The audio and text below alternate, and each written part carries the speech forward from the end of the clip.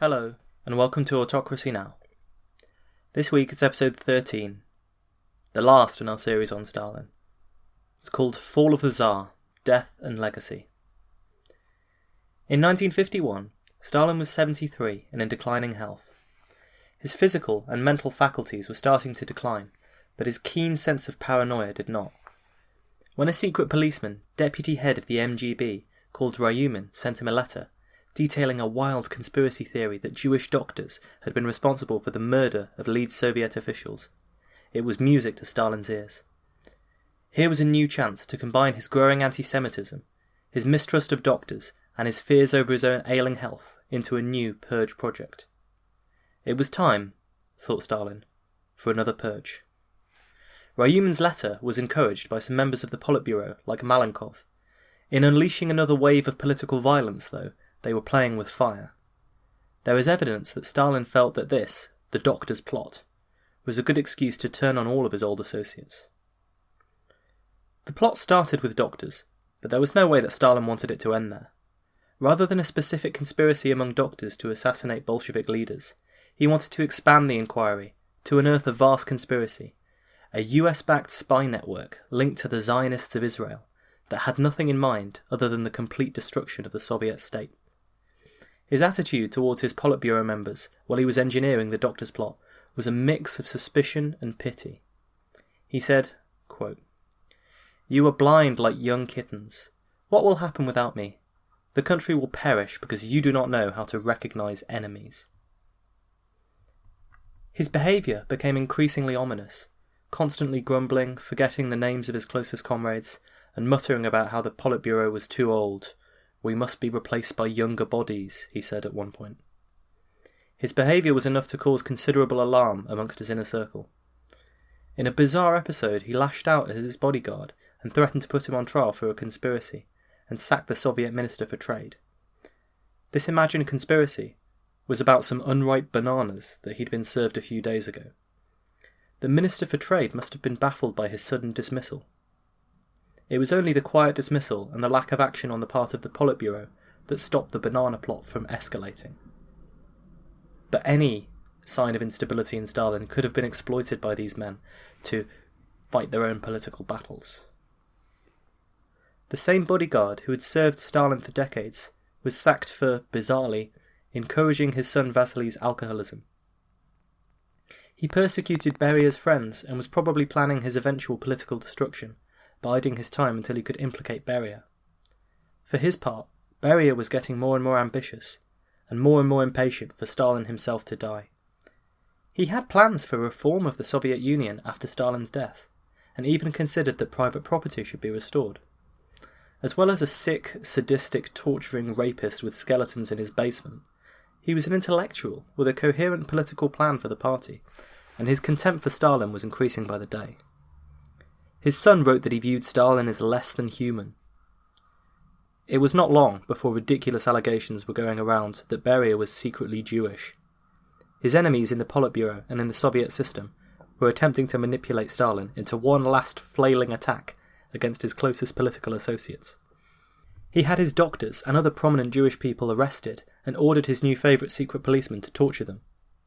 Beat, beat, and beat again. Put them in chains, grind them into powder. This was his preferred tactic for the investigations. The anti-Semitism, which was still officially denounced, was increasing.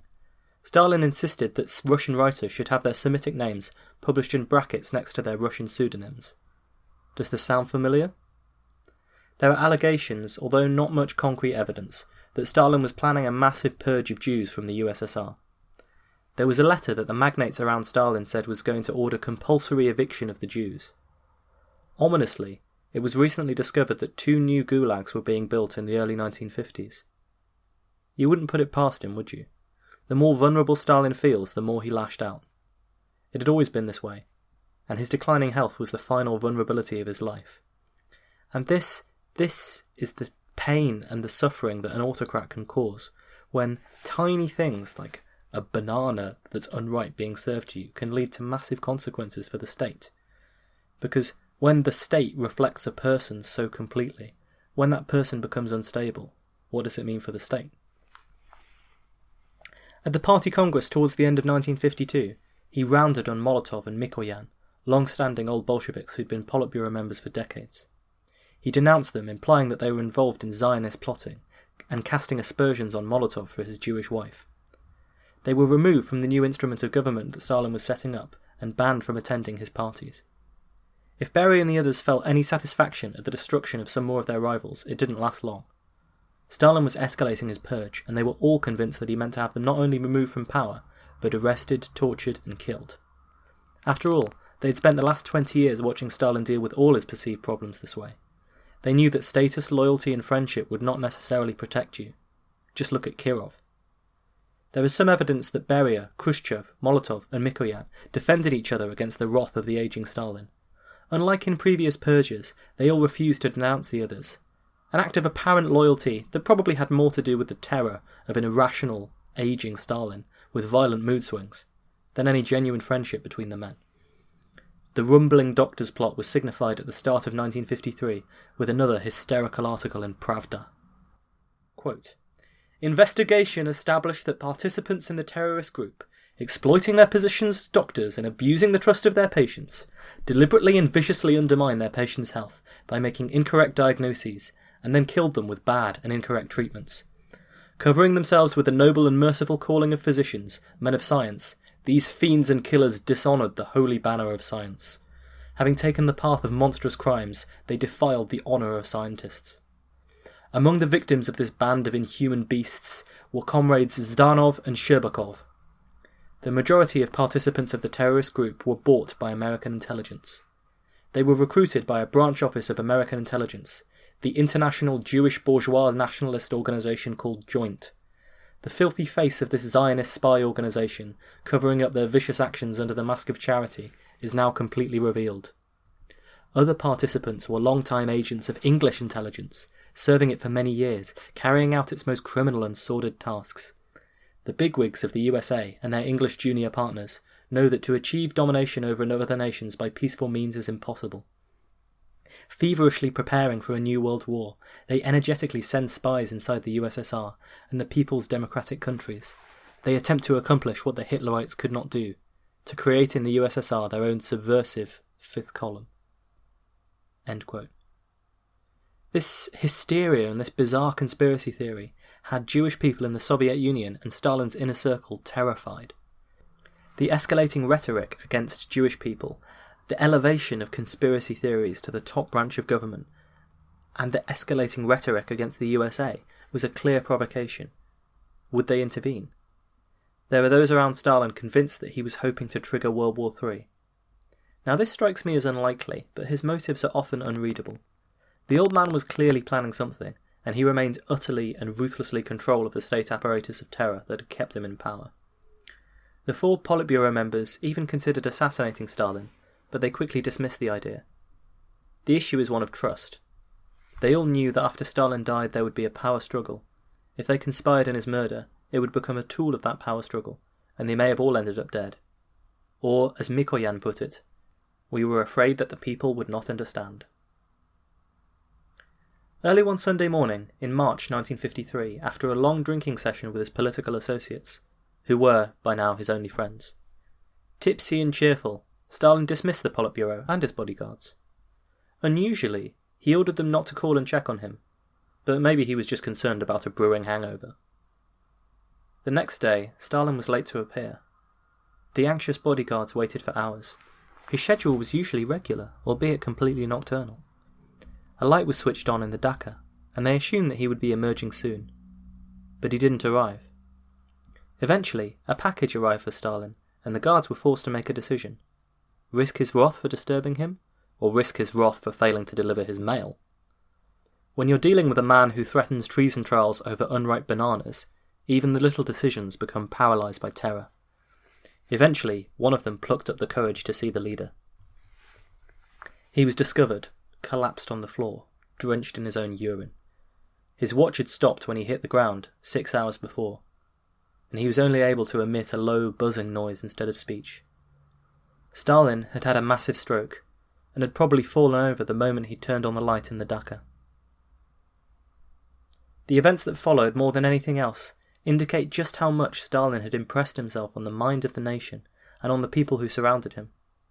The response was immediate panic, crippling fear. The bodyguards knew that Stalin was not yet dead, and he was orchestrating a plot against killer doctors. If they summoned doctors and Stalin recovered, they could be implicated in the plot and shot. But if they failed to fetch medical attention and Stalin recovered, surely he'd have them killed for sabotaging his health. Just like the days after Barbarossa, a sense of mad panic was in the air. Everyone wanted to shift the responsibility onto someone else. Everyone was scared of Stalin's reaction. This, in microcosm, was the fatal flaw of the Soviet Union under Stalin. He created this atmosphere of terror that meant that reform, meaningful action, was impossible without his say-so, and everyone was hampered by considering how he, personally, would react. The next few days are somewhat murky historically. Everyone had their own motivations in the issue of succession to talk about these next few days. Robert Service describes them as clear as tar. Different individuals, it seems, remember things differently for their own political reasons. What does seem clear is that the bodyguards, hoping to absolve responsibility, summoned the Politburo members. Then there was a vigil for a number of days over Stalin's prone body. Everyone was transfixed by his condition. His underlings, Beria especially, were certainly planning their coups and how they would seize power. Yet none of them could act while Stalin still lived, with the remote possibility that he might recover. He could no longer speak, just like Lenin in his final days, but a word from him, if he could say it, would still mean death. None of them called a doctor for the first 12 hours after the stroke. While they all clearly had an incentive to leave Stalin to die, after all, if he recovered, what happened wasn't going to be pretty, I don't think it amounts to negligent murder. Stalin's own doctor was currently being tortured in secret police dungeons. The decision to call one could easily have backfired, and that, as much as anything, was probably why they didn't do it. At any rate, medically speaking, it probably wouldn't have helped. A brain operation might have saved Stalin's life, but you can hardly imagine anyone feeling they had the authority to let that happen. Also, if I was a doctor, I'd be really reluctant to operate on Stalin. If he died, there would surely be consequences. Beria, who feared for his own life after the persecution of his friends and allies, was key to this delay. He'd later boast, quote, "I did him in! I saved you all!" This was probably not literal, implying that he murdered Stalin, although he did like his poison, but instead a reference to the delayed treatment. There are of course conspiracy theories that Beria drugged Stalin and had him assassinated. With no evidence, it's hard to come to any conclusion either way. I lean towards thinking it was natural causes for a number of reasons. Stalin was old, he was an alcoholic, he was in declining health, and the timeline for Beria drugging Stalin doesn't hang together particularly well. You also have to remember that everyone was in total awe of Stalin. He'd become the godlike figure who dictated everything to them. Their paralysis during his final illness was as much to do with the fact that they'd never done anything without consulting him for decades. They owed their lives to him, they owed their careers to him, and even though he'd declined in recent years, to many of the Politburo, he was still the omnipotent intellectual who had dragged the country through the 5-year plans, the terror, and the war. If you'd lived your life and political career, the last 30 years in constant fear of such a man, seeing him almost every day, knowing that he could order your death at the drop of a hat, seeing the people he'd had killed, being forced to gauge his moods and respond accordingly, would you really put it past him to spring from his apparent deathbed and denounce everyone who was there as enemies and spies? Also, strong evidence against this conspiracy theory is the fact that Beria wasn't in an especially strong position, as shown by what happened after Stalin's death. So if it was an assassination, he didn't think it through. The doctors who were being tortured in the grim cellars of the Lubyanka prison were suddenly being asked a rather different set of questions by their persecutors. Instead of being ordered to implicate themselves in a vast Jewish conspiracy, the doctors were suddenly being asked about a hypothetical patient. If he exhibits Cheyne-Stokes respiration, what does this mean for the prognosis? The confused doctors replied that this would be a most serious symptom indeed. The prognosis was grim for Stalin. Svetlana and the other party bosses were summoned to his deathbed. The drunken Vasily yelled at everyone for failing to save him, probably already afraid of their retribution. Beria, according to sources that are probably quite biased, oscillated between denouncing Stalin's prone body and then returning to kiss his hand and display subservience whenever it looked like Stalin was about to wake up. Doctors were eventually summoned and, with trembling hands, examined the patient. They would later say in memoirs that they too were all convinced that they were going to be killed. For 5 days, this scene dragged out. Svetlana, who loved her father more tenderly than she ever had before, a staggering Vasily, a scheming, denouncing, amped-up Beria, and the others, who had served Stalin for so long and felt such a strange mixture of relief and sadness that they all reported. They were observing the death of a vast titan of history, and a vast titan in their own lives. The significance of the occasion was lost on no one. Many of them openly wept. On the morning of the 5th of March 1953, Stalin breathed his last. Svetlana, his only daughter, described it in her book. At the last minute he opened his eyes. It was a terrible look, either mad or angry, and full of the fear of death. His hand rose, he seemed to be pointing upwards, or threatening us all. Then with one last effort his spirit tore itself from his body. We all stood frozen and silent. Then the hand fell back down. The king was dead. Beria leapt to be the first to kiss that cold dead hand. Then he sped off to shred some incriminating documents in the Kremlin, although he was unable to save his own historical reputation, as you can probably tell by the way I've described him so far. The others lined up to pay their respects to his body. Even those who had been immediately scheduled for liquidation wept at the death of their ruler. He left a huge vacuum in their lives, and at the head of the Soviet superstate and world communism. He also left behind a power struggle and a complex legacy. His body was embalmed and his death was announced to a shocked Soviet state the following day. The people had not been told about his ailing health, and so the death came as a surprise.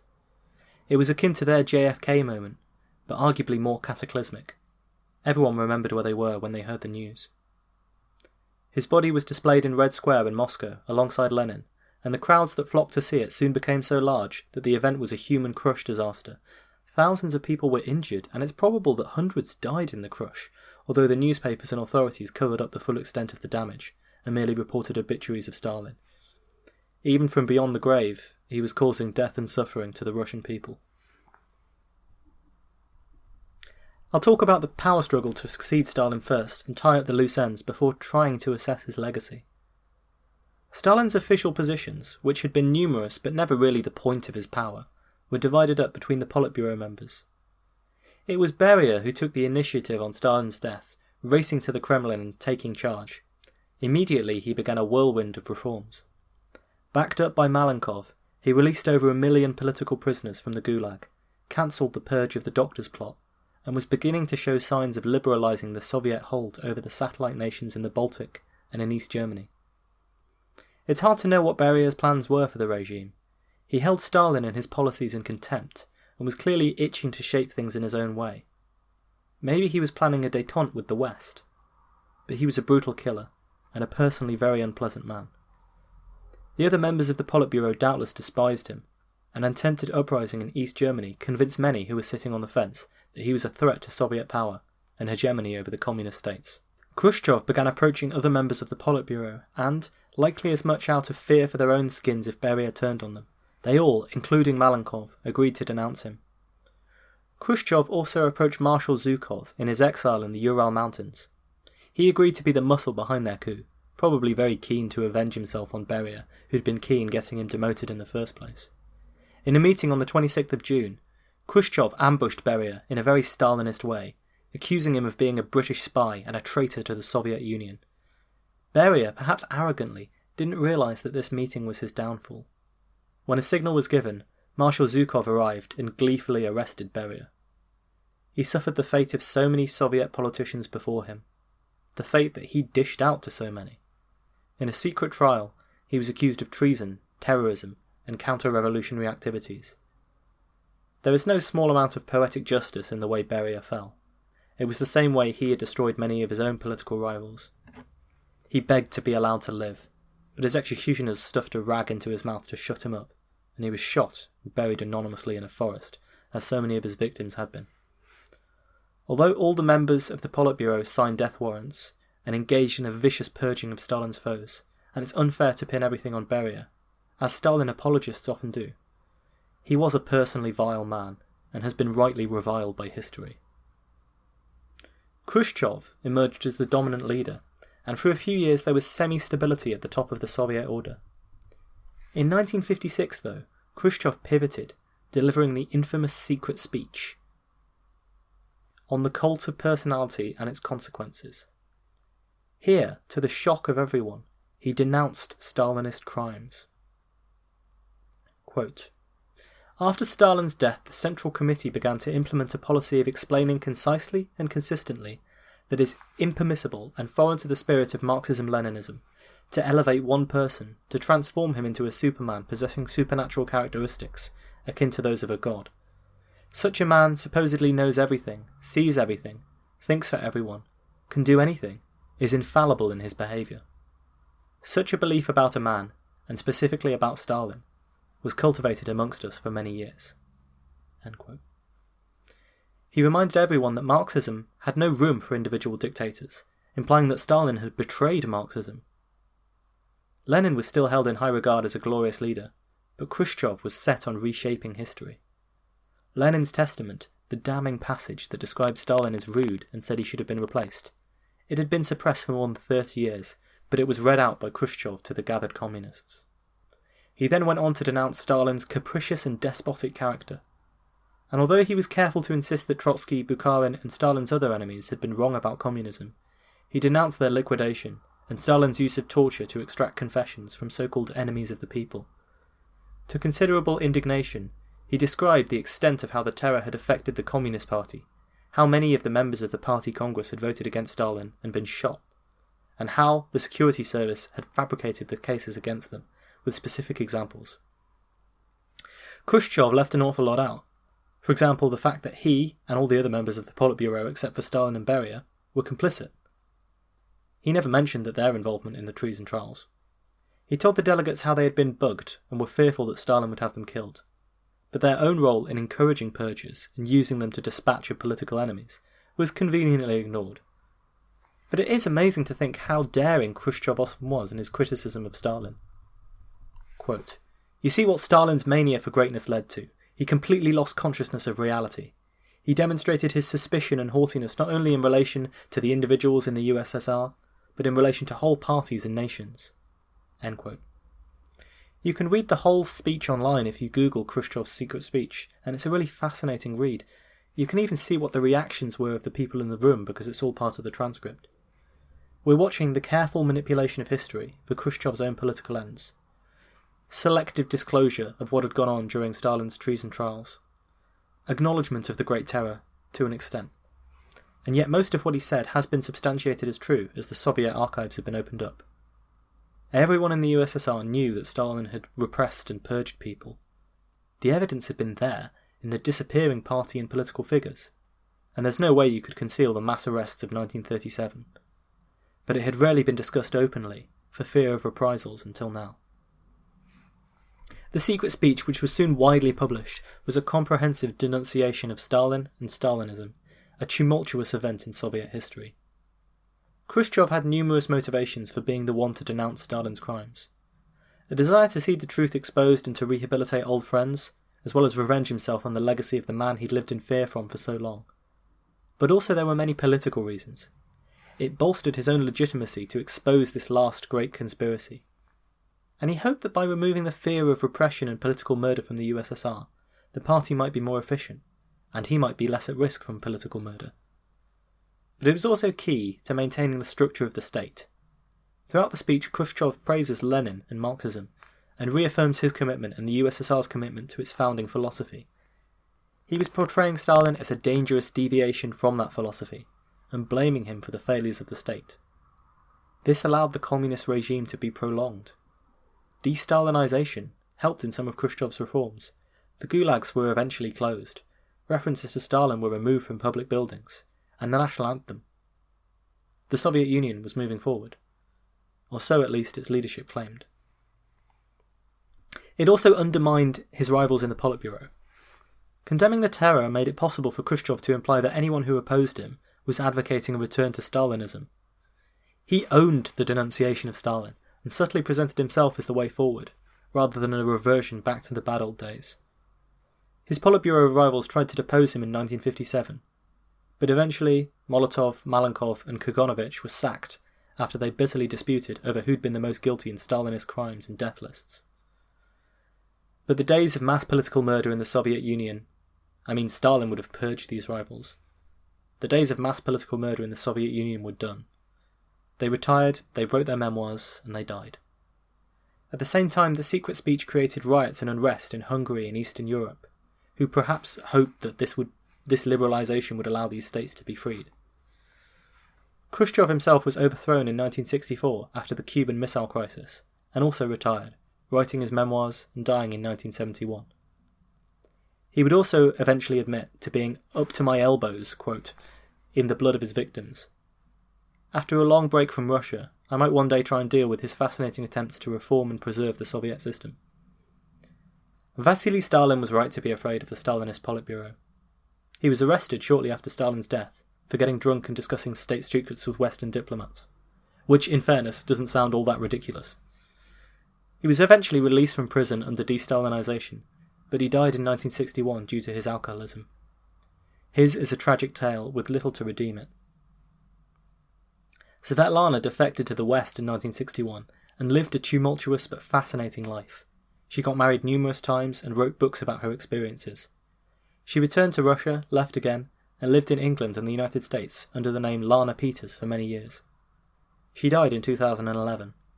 Her children, Stalin's grandchildren, are still alive and living in the US and Russia. She was never able to escape from the shadow of her father, and this was a constant frustration for her. It could also be said for the nation as a whole. So what of Stalin's legacy?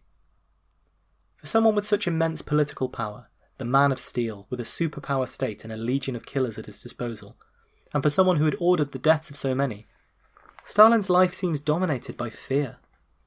Hitler might have been driven by hate and a twisted ideology about the future of the world, but you never get the sense that Stalin was in the same way. In a less guarded moment, he confessed to Zhukov, "I'm a most unfortunate person, afraid of my own shadow." It was necessary for him to not only remove his political rivals from power, but later to have them humiliated and killed. In the case of the highly suspicious death of Kirov, suspicions likely led him to eliminate one of his closest friends. While he certainly didn't believe that everyone who was invested in the Great Terror was part of a real, vast Trotskyite conspiracy theory, he was afraid enough for his own position and ruthless enough that he felt it necessary to liquidate thousands of innocent people. Before the war, he was in utter denial about the threat of Nazi invasion. His fear did not serve him well then. When it occurred, he had a nervous breakdown. After the war, in his declining years, his paranoia only increased. At the end of his life, he was an irrational maniac, persecuting his own doctors, obsessed with the idea they were going to kill him. It would be tragic if he didn't also have the power to destroy them.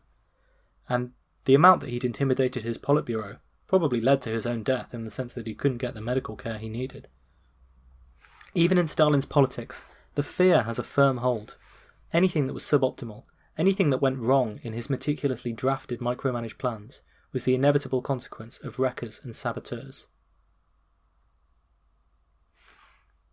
Instead of the state driven by the idealism of communism, instead of being a fanatical communist, he believed in fear, both as a weapon of control and as a motivating factor in his life. If the emotion that dominated Stalin's psyche was monotonic, then his response to any problem was nearly as constant. Here, the gaps and confusions of Marx and the brash authoritarianism of Lenin have their own contributions to make. But Stalin's preferred solution to any problem was a struggle as vast and titanic in scale as the nation he ran, even when this was far from the most efficient way of running things. I always used to compare my own style in answering exam questions to the 5-year plan. Set ridiculous targets for the number of words you produce, and over-fulfill them through ridiculous effort, even if the quality was lacking. It worked too, but maybe because people didn't want to read my handwriting. Economic, industrial, agricultural development, the war effort, the conquest of internal enemies, the cultural and social changes that would lead to socialism, or at least to Stalin remaining in power. All of these disparate and complex problems were attacked with an emphasis on might, brute force, and massive struggle. Stalin was not a total ideologue. He was pragmatic and capable of compromise on numerous occasions, strategically withdrawing from his positions when it suited him, and when it was necessary to remain in power. This explains why he was capable of remaining in charge for so long. But the withdrawals were only ever temporary substitutes for his preferred method of autocracy, a constant, never-ending revolutionary struggle. This was what he had grown up into and what the ideology of Lenin had frozen into, and he maintained it until the end. The frozen, rigid, locked-in nature of the system made reforming it almost impossible. There were areas of ruthless efficiency, industrialisation creating the war machine, but there were also areas where the slavish devotion to the party, and Stalin in particular, rendered everything inefficient. You think of useless steel piling up in warehouses, competent workers and managers arrested or killed. With no opposition, and completely hostile to criticism of its rigid ideology and policies, the Stalinist system was as inflexible a government as the old Tsarist regime that couldn't accept the necessity for democracy and reform. The USSR attained military supremacy with the Red Army, and managed to catch up even with the US in developing nuclear weapons. The threat of force rendered it a superpower. But true socialism was never even close to being established. Stalin would insist in later years on his motto, "Life is getting better, comrades. Life is getting merrier." But so much of the Soviet economic development was concentrated on the military. Collectivization didn't even begin to solve the agricultural problems that plagued the Soviet Union, and it caused mass casualties in the countryside. The quality of life for most people stayed the same or became worse under Stalin as the rest of the world developed. And on this level, the communist states rarely came close to competing with the West.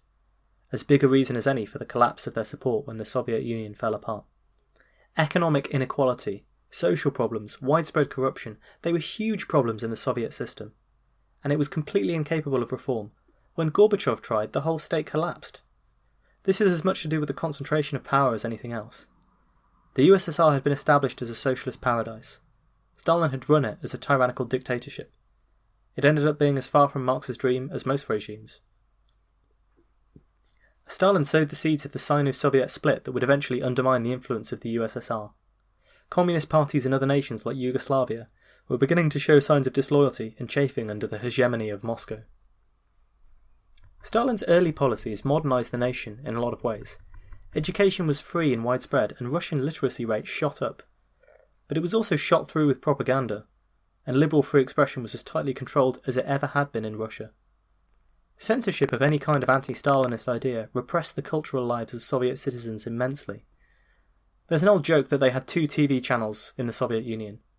Channel 1 was propaganda, and Channel 2 was a KGB agent shouting at you to change back to Channel 1. This joke combined so much about the USSR. The subtle, grumbling dissent that was all that was permitted, the ever-present threat of political coercion, the repression of free information, the propaganda, and the lack of development. Stalin is remembered by many as a war hero. The Soviet Union certainly played the leading role in the defeat of Hitler, but they did so out of a desire to defend their homeland rather than the brutally imposed ideology of Marxism-Leninism. Just look at the concessions to patriotism and religious worship that Stalin made to help the war effort. During the Civil War in 1918-19, you can read the diaries of the young men, and they're saying things like, "Communism is the true light. When we've established this perfect society and defeated the White Russians, everything will be better." You don't see so much commitment to the ideology of communism in the 1941 Barbarossa diaries. There it's about defending themselves. And the human cost of Stalin's policies, in wartime and in peacetime, can never be forgotten, because they're one of the most stark indicators of the dangers of autocracy. Orlando Figes, Stalinist historian, put it well when he described the legacy of the revolution that Stalin had betrayed. He said, quote, "We must strengthen our democracy, not only as a source of freedom but of social justice, so that the disadvantaged and the disillusioned do not reject it again." Note that since the collapse of communism, Stalin's popularity amongst Russians has been on the rise, from a low of 27% in 1994 to 45% in 2011. And yes, that is currently, as I write this, more than the approval rating for Donald Trump. Indeed, Stalin was voted the most popular Russian of all time in a recent, albeit controversial poll. Some of this is to do with the influence of Putin, of course. In Russia, there will always be those who will view him as a hero for winning the war and establishing the USSR as a global superpower, in the same way that people lionize the British Empire and ignore the terrible atrocities that it was associated with. There are those who buy into the propaganda that socialism was only foiled by saboteurs and wreckers, and there are those who feel enough affection for the great leader, the time when Russia was great, who was genuinely beloved by many in his lifetime. they're still willing to buy into this idea that the flames of terror were fanned by those around him. Accepting the harsh history of your own country is often difficult. Even outside Russia, there are still many out there in the world today who defend him and argue that reports of his crimes are greatly exaggerated. The current regime in Russia is loath to criticise a national hero, and shares enough of his authoritarian characteristics that to do so would be unwise. His support is still on the rise. Stalin's Western defenders are naive or dishonest. They conflate his reign with the dream of fairness and a socialist paradise.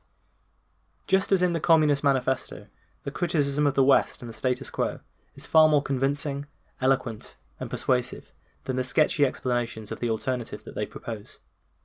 True socialism has never been established. Those who want to argue against this point of view are forced into bizarre contortions to defend dictators like Stalin and Mao. It seems clear that Stalin had little interest in establishing socialism, despite his rhetoric, and despite his many speeches and writings on the subject. His principal concern was remaining in power, which he did, ruthlessly and brilliantly, for nearly 30 years. But he was no raving lunatic. Until the very end of his life, he seemed perfectly sane and in control to everyone surrounding him, even though his policies were as often justified by irrational fear as they were by a rational desire to maintain control.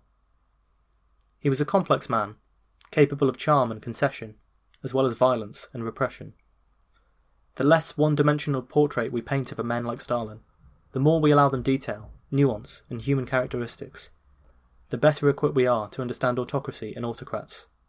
The cobbler's son from Gori, the dropout trainee priest, the bank robber, the mass-murdering dictator. Stalin was all of these, and he left his mark on history. If we are wise, and if we want to learn lessons from the past, we will never stop discussing it.